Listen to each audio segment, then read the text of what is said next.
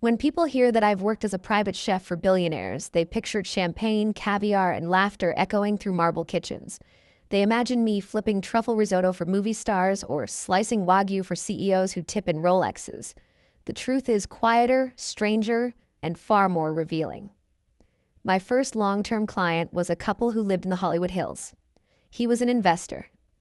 She was something else, beautiful, unpredictable, a ghost in silk pajamas who drifted through the house at odd hours. They hired me to cook 3 meals a day, 7 days a week. Everything had to be organic, locally sourced, and prepared in silence. The husband didn't like noise. The wife didn't like eye contact. Their fridge looked like a museum. Every bottle faced forward. Every piece of produce was wrapped individually.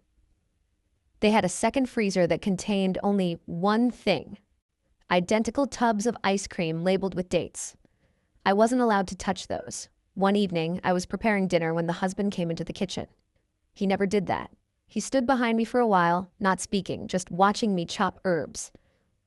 Then he asked, very calmly, if I'd noticed anything strange about his wife lately. I said I hadn't. He nodded, thanked me, and left. A few nights later, the wife came in after midnight. Her eyes were glassy, her voice low. She asked for pancakes, blueberry with honey nut syrup. As I cooked, she leaned against the counter and said, almost dreamily, that she'd been eating ice cream every night for 2 weeks. She said it made her feel real again.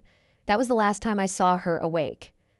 The next morning, the security team arrived early. No one said anything, but the tension was thick enough to taste. The husband canceled all meals for the week. Later, I overheard one of the maids crying in the laundry room.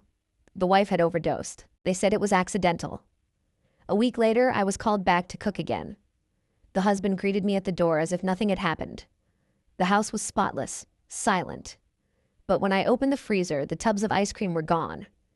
Every one of them.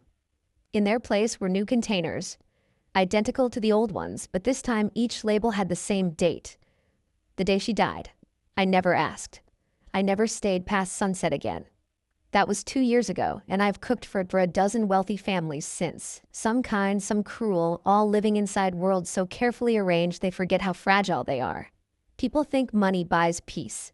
It doesn't. It buys silence, and people like me to keep it that way.